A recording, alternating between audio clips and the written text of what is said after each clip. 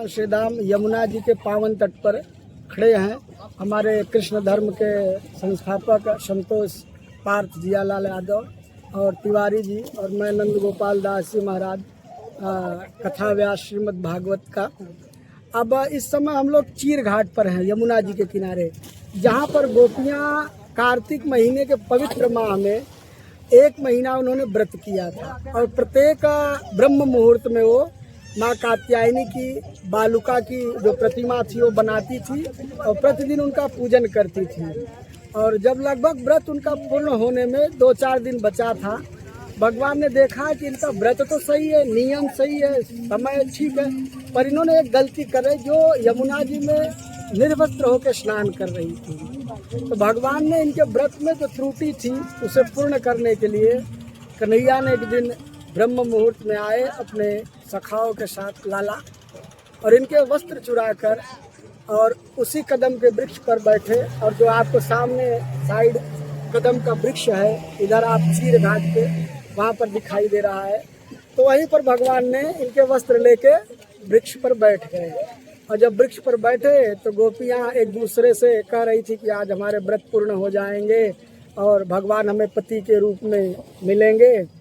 तो अब धीरे धीरे प्रकाश होने लगा। एक सखी ने कहा कि चलो अब हम अपने घर चलेंगे माँ कात्यायनी की पूजन करके। और जब बाहर निकलना चाहिए तो देखा हमारे वस्त्र ही नहीं है। एक सखी ने कहा, अरे देखो हमारे तो वस्त्र नहीं है, लगता है किसी ने हमारे वस्त्र चुरा लिए हैं। एक सखी ने देखा कि कदम के वृक्ष पर कन्हैया बैठे हैं, उनके लाल लाल चरण दिखाई दे रहे हैं। तो दूसरी सखी ने कहा, देखो देखो वो नंद का छोरा वो लाला हमारे वस्त्र लेकर कदम के पेड़ पर बैठा है। इतना जब देखा तो उन्होंने कहा, अरे कन्हैया हमारे वस्त्र दे दे तू। भगवान ने कहा, अपने अपने वस्त्र आके तुम ले लो खुद ही। तो उन्होंने कहा, हम कैसे वस्त्र ले लें? बोले यमुना जी में तुम गई कैसे थे? बोले उस समय तो यहाँ कोई नहीं था। भगवान ने कहा, क्या यमुना जी नहीं थी? वरुण जल के देवता जो वरुण जी नहीं थे? ये वृक्ष आदि नहीं थे? ये आकाश नहीं था? तो उन्होंने कहा था। तो फिर आप आके ले लो। बोले हम वस्त्र नहीं पहने हैं।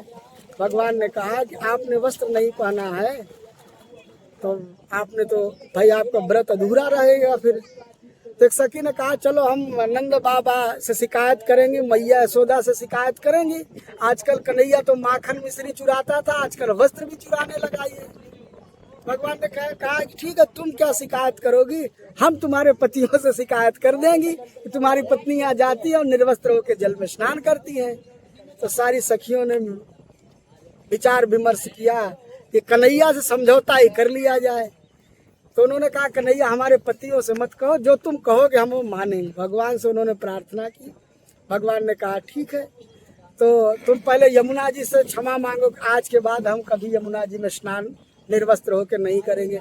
क्योंकि निर्वस्त्र होकर जल में स्नान करना, चाहे आप बाथरूम में हो चाहे नदी आदि में हो, जो भी निर्वस्त्र होकर स्नान करते उन्हें जल दोष लगता है, वरुण दोष लगता है। तो ये वरुण दोष लगा। वरुण देवता से आप क्षमा मांगो, इन वृक्षों से क्षमा मांगो, आकाश से, फिर हम दोबारा ये गलती जीवन में नहीं करेंगे। भगवान ने उनसे क्षमा प्रार्थी मांगी और वस्त्र आदि उनके दे दिए और फिर भगवान वहाँ से चले गए।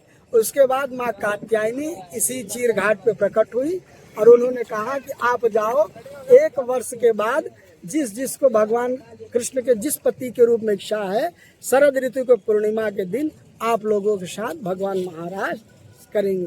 ये चीर घाट की है, यही इतनी लीला है। जय श्री कृष्ण, राधे राधे।